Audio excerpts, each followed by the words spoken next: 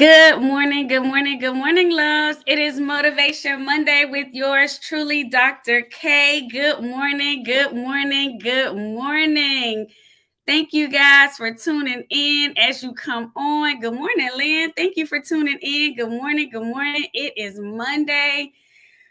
Whew, guys, it has been an amazing last 2 weeks. I thank each and every one of you for your prayers, for your text messages, and all of that great stuff. Me and my family, from the bottom of our heart, we thank you. Good morning, good morning, good morning. As you are jumping on. Go ahead and tag a friend, tell a friend, say, hey, it is time. Dr. K is ready. She is back. It is time for us to get this day started this morning. What's going on, family? It is November 1st. So what does that mean? That means that you can go ahead and you can purchase your ticket for the 5th annual Freedom by Design Vision Board Party. There are only 25 slots. So do not wait. Those seats will fill up very quickly. And it includes everything. That is, you just show up. Good morning, Dr. Abigail. Good morning, Lynn. Good morning, Christina. Good morning. Hey, Christy. Good morning. Good morning. Good morning. Hey, Toya. Good morning, sis. Good morning. Good morning. Good morning. Thank you guys for tuning in. Those of you who are on Facebook, those of you who are on YouTube, we love you. We appreciate you. We definitely want everybody to subscribe to our YouTube channel because we never want anybody to miss anything. So make sure you subscribe there. So when we make transitions and we're not on Facebook, because sometimes God will say do a thing and it'll just only be on YouTube. So we want to make sure that we're obedient. And as my sister, Dr. Rock, says, we are spreading the gospel, not the gossip. So we want to get ready. So family, remember, today is November 1st. Our 5th annual Vision Board Party is going to be on December the 5th. That's a Sunday. It's going to be 3 to 5. Your special guest speakers are yours truly, Dr. K and Dr. Rocks. You want to be there. So go ahead and purchase your ticket now. You should have gotten an email, but if you didn't, don't worry. So good morning, everybody. Hey, Tracy. Hey, Tiffany. Good morning. Hey, Miss Loretta. Yes, thank you. I'm so grateful. I'm excited, family. Again, from me and my family, we want to say thank you for all of your prayers. All of the text messages, the floral arrangements, all of that great stuff. We are excited. And when I say family, I mean my family and our friends. Good morning, Steph, because our family is big. So losing our uncle, and I can't even say losing, my uncle has transitioned and he is with God. He is in a much better place.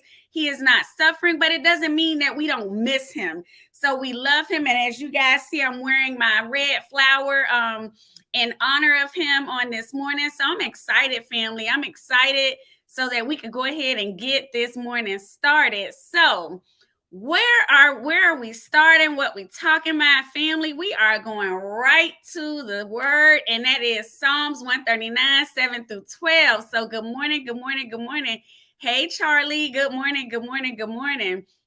So when I was in Miami, I did a lot of walking. I do it when I'm here as well. And, I spend time by myself quite a bit, and I'm walking, and people say, how do you spend time by yourself with somebody always pulling on you? Well, when I walk, when I drive, and even when I'm just sitting, I don't watch a lot of TV, and things of that nature. So I was walking this particular morning, and I was listening to a message by Bishop T.D. Jakes.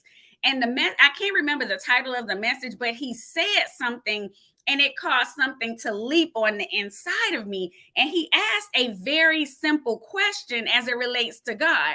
Are you after God's presence or his presence? So do you want his presence surrounding you, or are you asking God for your laundry list of stuff?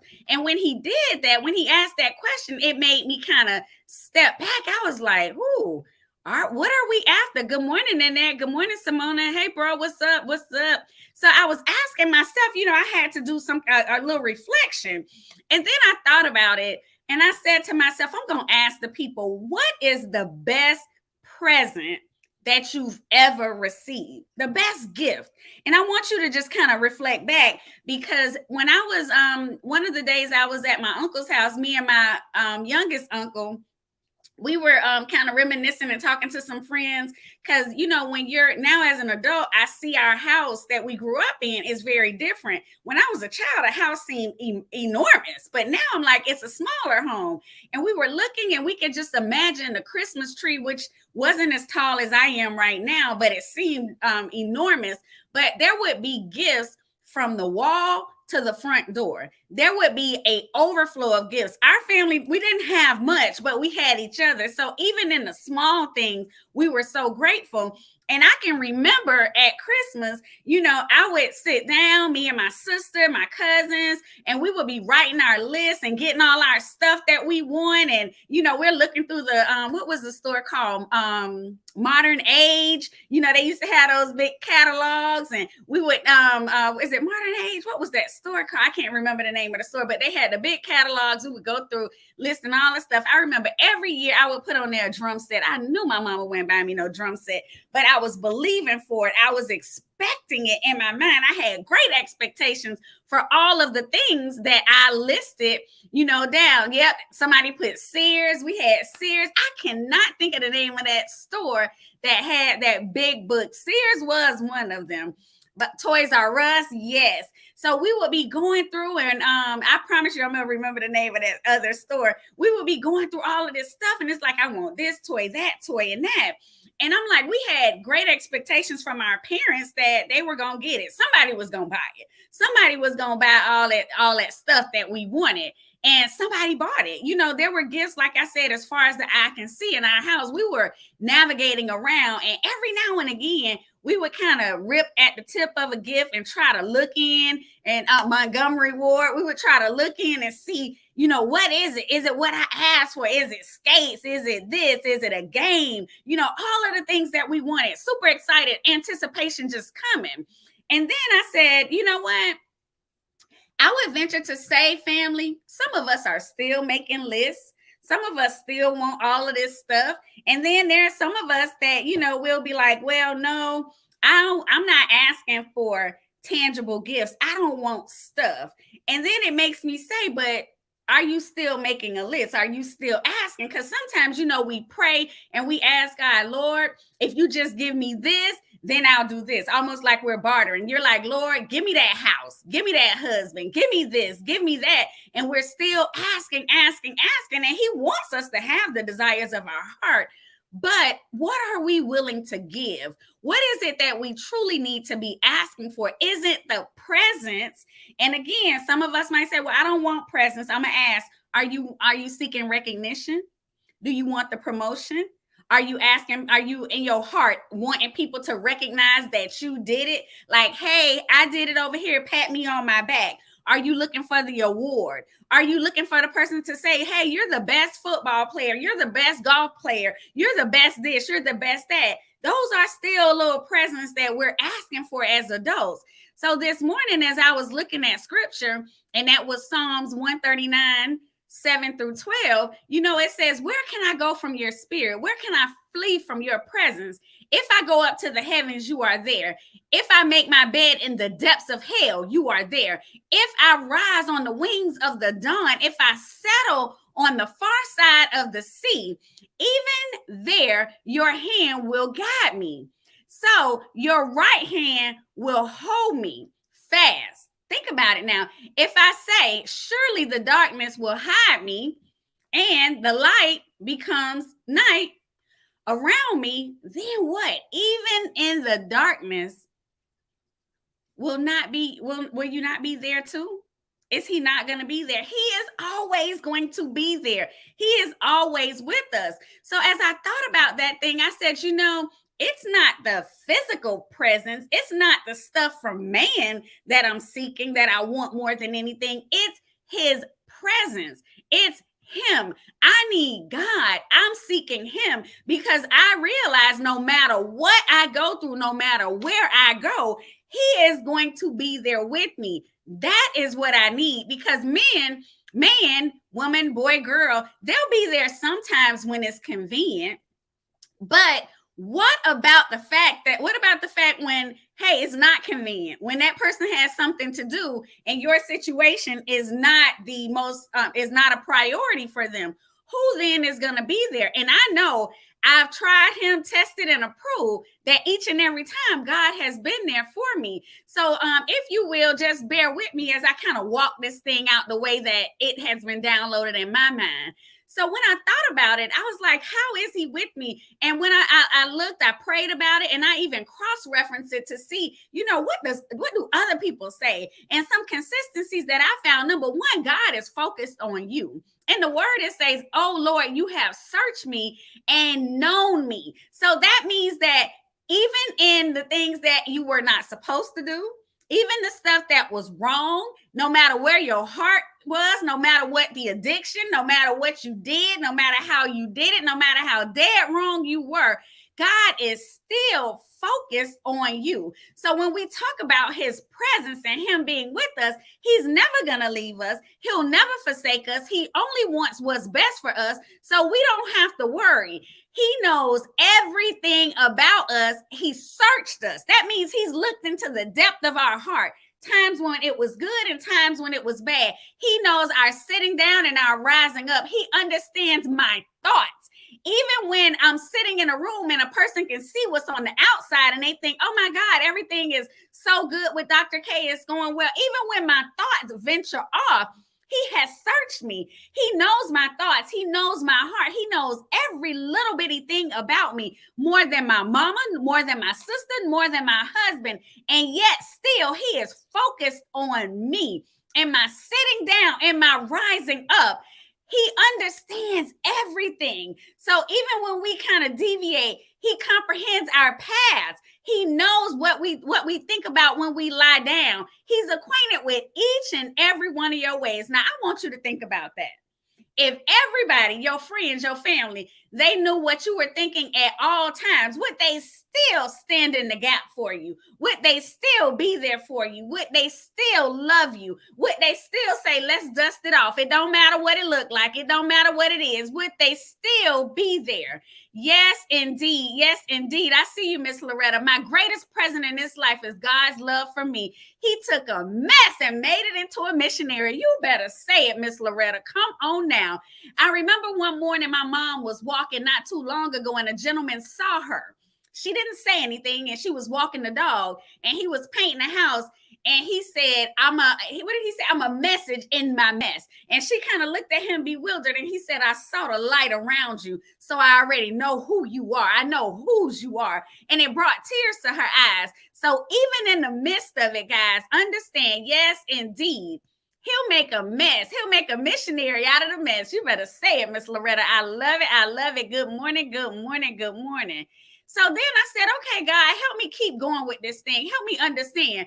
And he says, well, I'm not present. That means, guess what? The word says you've hedged me behind and before and laid your hand upon me. He's everywhere at all times. So I don't know about y'all, but I know about me. When I pray, I ask God to go before me and clear the way. And I can think about a couple weeks ago when I had to go to Miami, my sister Bernadette and I, before I went into the hospital, when they called and said, hey, your uncle's been admitted into the hospital. I jumped on the flight and immediately went down there and we were on the phone, she and I talking as I pulled up to the hospital. But before I went in, we had to set the atmosphere. We had to go into prayer and there were people walking by and they were doing everything that they were doing. And I already know wherever I am, he's in me. He's walking in me and through me. And me and Bernadette stopped right there and we took some time so that we can set the atmosphere. And one of the requests was, Lord, go before me, go before my sister, move anything that's a barrier out of the way, set the atmosphere, set it. And God said, okay, my sister, my daughter, I got you. His hand was on me as we started talking to my uncle and putting things in place. Where he would normally kind of give us a little pushback about things, he didn't give us no pushback. I said, Lord, I know you're here with me. When I walked in the hospital room, I had my oil and I took it out and I began to anoint and I began to pray. And each and every person that I came in contact with, doctor, nurse, no matter who it was, I was like, okay, God, I know you've gone before me because they don't know me and I don't know them, but I know you and I know you've already set this atmosphere. And he says, you don't have to worry about that. I'm going to always be be with you. I know all things. When you don't know, trust that I know. So it's not about his presence. While he's going to give us the presence, I need his presence. So family, I hope I can get an amen in the chat. Do you need his presence the way I need his presence? Do you need him to walk with you, to talk with you, to go before you? Because what he will do it. I've seen him do it for me. Another thing I know is God knew us before we were born. He knows the hairs on our head, those that we bought, those that we grew. For you formed my inward parts. You covered me in my mother's womb.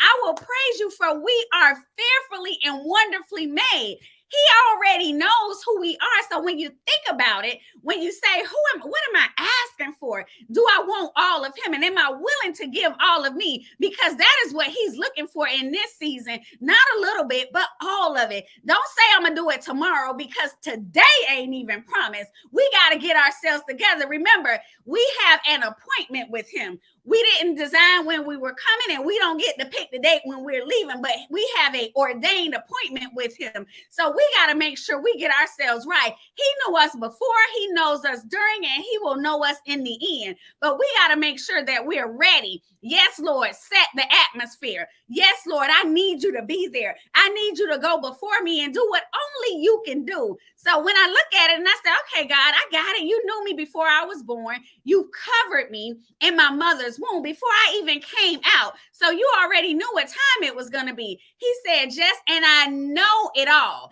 I know everything about you before you got here. I know what you did while you were here. That's what makes him the ultimate judge. Ecclesiastes 12:14 says, for God will bring every work into judgment, including the secret thing, whether good or evil. Now, I've already said he knows everything. He sees what everybody else doesn't see, whether it's in the dark, whether it's in the light, whether it's spoken by your mouth or it's inside of your heart. He knows it all. So we don't have to worry about man. We want his presence. It's not the physical stuff. It's not the promotion. It's not the elevation that's coming from man. We need the elevation that's coming from him. That means some stuff has to be cleaned out. That means some stuff has to be removed. You know, last month or so, end of September, when he was like, you got to talk about seasons. And I'm like, okay, God, everybody knows Ecclesiastes 3. He was like, yeah, but there's some things that they're not understanding. There's some things people always thinking, oh, it's harvest, it's fall. That means I'm going to reap. Yeah,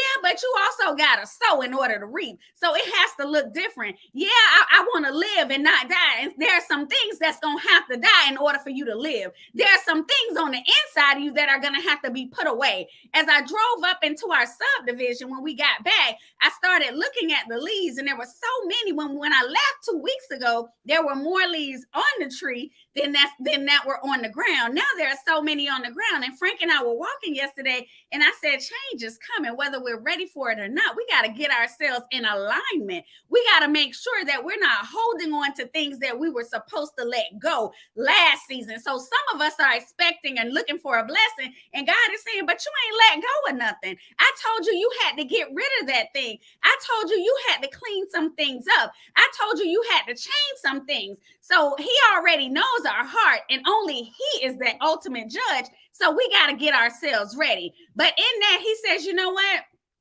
Don't worry, I'm going to guide you, but you got to seek me in everything that you do. So when I look at scripture, it says, search me, oh God, and know my heart. Try me and know my anxieties, and see if there's any wicked way in me, and lead me in the way of the everlasting. That's that transparent part. That's that part that says, you know what, God, you know who I am.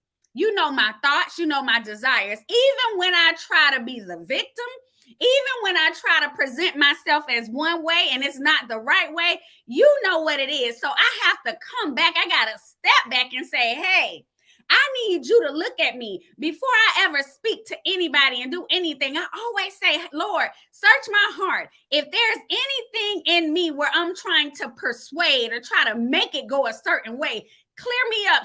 Reveal me to me. Show me to me so I can get it right. Empty all of Dr. K and let you flow out. Let your words come out, because I can prepare all I want to for any message that I bring. But when I come to it, there are times when I'm not looking at no notes. I'm not looking at anything, because he's like, these are the words that I have for you. So you can't put your twist in it. I don't want my twist in it. All I need is him all over it and through it. And then he says, you know what?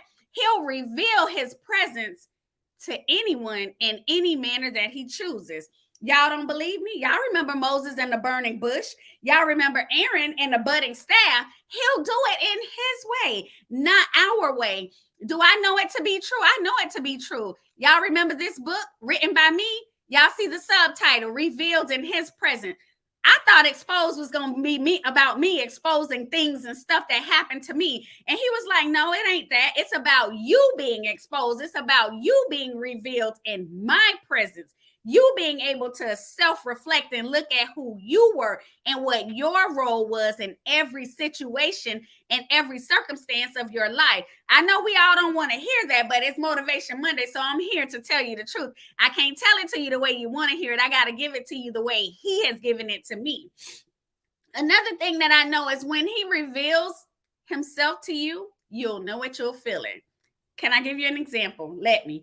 Have you ever been in a restaurant? We live in Atlanta, so we see a whole lot of celebrities and things of that nature. Even we might go to somebody's house, you know, it's 6 degrees of separation. Everybody knows everybody. And you're like, oh my God, that's Idris Elba. That's my favorite actor. And it's like something, it's almost like an electricity that goes through you, like, oh my God, I can't believe I met him. Or you meet a football player or whoever it is, some celebrity, and it's like, oh, well, imagine that same little bit of electricity times 100, because when God's presence is within you, when he is with you, when he's surrounding you, when he is covering you, it's like an electricity. You feel it and it's never the same, because you'll know you can't take credit for it. You'll know it's nothing that you did. It was nothing but him.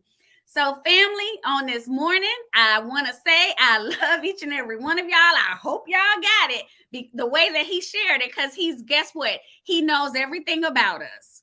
He is omnipresent. He's omniscient. He knew us before we were born. He's going to guide us. All we got to do is just seek him in everything that we do, even the small things. Some of us get all discombobulated. It's like, okay, God did the big thing. He did the house. He did the spouse. He did the baby. He did this. But what about the little bitty things? What about those small things that he did? What about the discernment? What about you being able to be your eyes were open enough so that you can see everything that was going on in the room and in the situation before you made a decision? That wasn't you. That wasn't your wisdom. That was God's wisdom. That was God's discernment imparted into us. So as I think about it, I don't ever want us to get caught up in the things that we feel like it's just us. It's him. We're too grown at this point in time to only be focusing on his presence. We know better. We know where we are. We got to be after his presence. That means we have to seek him day and night. We have to be focused on what he wants us to do, even when it doesn't feel good, even when you don't want to forgive, even when you say, I'm going to forgive, but I'm not going to forget. He's saying, that's not my way. He's saying, do you want me not to forget what you did? Because everybody doesn't know, but I know. Everybody didn't see it, but I saw it. So we got to make sure. Yes, Avril, you better say it. Yes, God is all in those small details, no matter how small, how big. It's him working it out. We can't give nobody else the credit. We got to make sure that we align that thing up to what he is doing and that we're focused on it.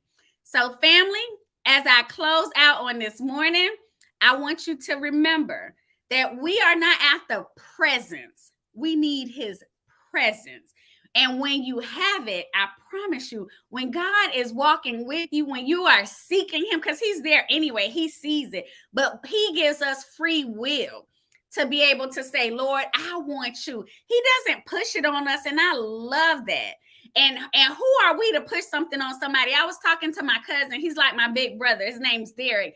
And we were having a real intense conversation. And he said, no matter what a person does, you know, God gives us free will to choose. So who am I to impose upon somebody my will? No, let them have their free will to choose, because God gives them the opportunity to choose. We don't get to choose for them. And God still says, you didn't choose. I didn't choose for you. I let you decide. I let you go do all the stuff you wanted to do. And when you came back, I was here. Everybody won't have that opportunity in that time. So family, I want us to make sure that we keep ourselves, yes, Kyla, focused, that we stay the course, that we keep our eyes open on him, looking at him.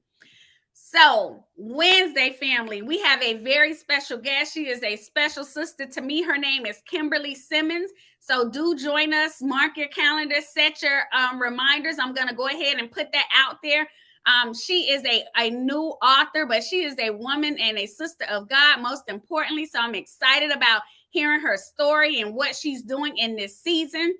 And again, don't forget that today is the day to purchase your vision board tickets. And that date for the actual vision board event is December 5th. Your keynote speakers are going to be yours truly, Dr. K and Dr. Rocks. We're excited about it. There is limited seating. This is a in-person event. When you buy your ticket, it includes everything. So all you're doing is just showing up. That's your vision board, material, supplies, food, all of that great stuff. So you don't want to miss this intimate experience. Make sure you go ahead and get your ticket this morning.